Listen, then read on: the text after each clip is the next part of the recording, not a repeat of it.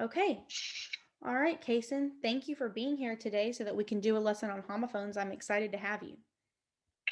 Okay. Okay. So Yeah. today, what we're going to do is we're going to learn a little bit about homophones. And by the time that you go home today, you're going to know how to correctly use and in a sentence and spell some common homophones. Okay. So once we get our presentation loaded up in here, then we can go ahead and start. Okay. So this is a Bitmoji classroom. Have you ever heard of that? No. Oh, It's kind of cool. It's something we cool. use during It is. yeah, it's something we use during distance learning.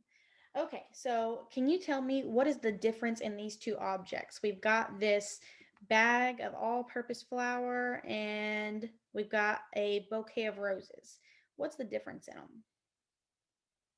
The all-purpose flour Mm-hmm. is like an ingredient, like something you use to bake, Right. and the roses flowers are actual flowers that you can plant. Right. Very good. So that's what you just said. One's a bag of flour that you use for cooking, and one is a bouquet of flowers you can plant or give to somebody as a gift or something like that, right? So, Mm-hmm. what do you think might happen if you tried to, use a bouquet of flowers to bake? Say you're going to make a banana bread and you, instead of putting, 2 cups of flour, you put 2 cups of chopped up roses. What would happen? It wouldn't work, and it would taste gross. Right. It would be really nasty, right? So, what would Mm-hmm. happen if you planted a bag of all purpose flour in your garden? Then it wouldn't work, Yeah. and nothing would happen. Yeah. Nothing would happen, right? It might even get kind of gross and mushy in there in your flower bed. Okay. So, these two things, flour and flour, are homophones. The bag of flour is spelled Flour, and the bouquet of flowers, that's spelled Flower. So those two words, they sound the same with our ears. Touch your ears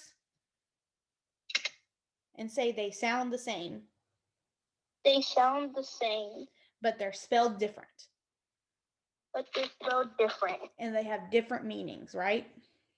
and they have different meanings. So now can you tell me, what do you think, what's a homophone? What do you think the definition of homophone is? If you had to guess, what's your best guess? That so they might sound the same, but they're not, and they're not spelled the same. That's good. That's very, very good. So the definition, like you just said, homophones are words of two. It's a pair. So a pair means two or more that sound the same but are spelled differently and have different meanings, like flower, Flour, and flower, Flower.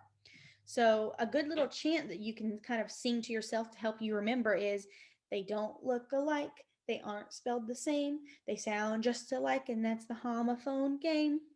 Okay. If you're taking a test or you're writing and you can't remember what a homophone is, or you're talking to a friend about it and you can't remember, you can think about that little chant. Let's do it together. Are you ready? Mm-hmm. Okay. They don't look alike. They They aren't aren't. spelled the same. They sound just alike. That's the homophone game.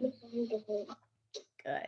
Okay. So here's another example of, just like flower and flower, here's another example of homophones. We have ant, like the insect, that's spelled A-N-T, and aunt, like your mother or father's brother or sister, that's spelled A-U-N-T, right? Those are homophones because they sound the same with our ears.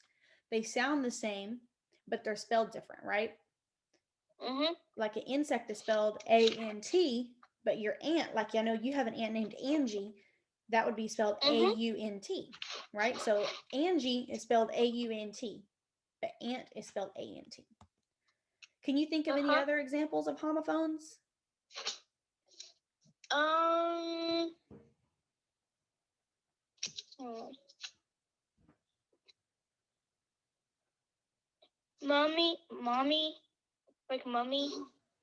Okay, that's close. So they kind of sound the same, right? Mommy and mummy, Mhm. but not quite, right? They sound a little bit different.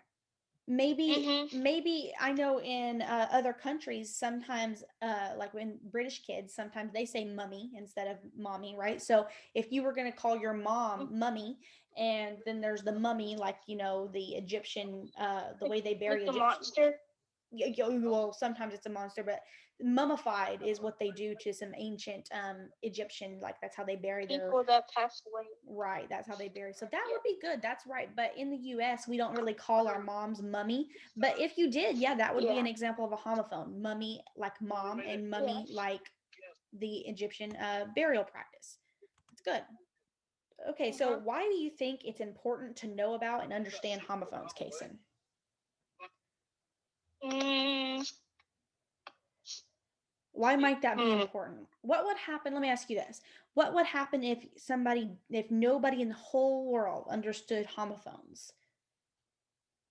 Then they wouldn't understand what people meant, like sun, like the sun in the sky, or a boy, Right. Yes, like that's exactly right. So, like, if somebody didn't understand homophones and they were talking to someone else who did, and they said, "Oh, my son, he's so bright," talking about their child who's so smart, they might be thinking that person who didn't understand homophones might be thinking they're talking about the sun that's bright, right? Instead of yeah, saying it's a bright little boy. But something you can do if you don't, until you understand, because I know sometimes it can take a while to really understand something, but in the meantime, what you can do is you can use context clues to understand. So if you're talking to somebody and they have a little boy and they say something like, "Oh, my son is so bright," you can know that since they have a little boy, that's probably they're probably talking about their child. Also, hmm, if they say my son is so bright, they're probably not talking about that one sun up in the sky, the star, right? Because that's not just their sun, that would be everybody's sun. So context clues are something you can use if you don't understand homophones, but it's really important to understand them so that you can understand people and you can make sure you don't have a lot of miscommunication going on, right? yeah.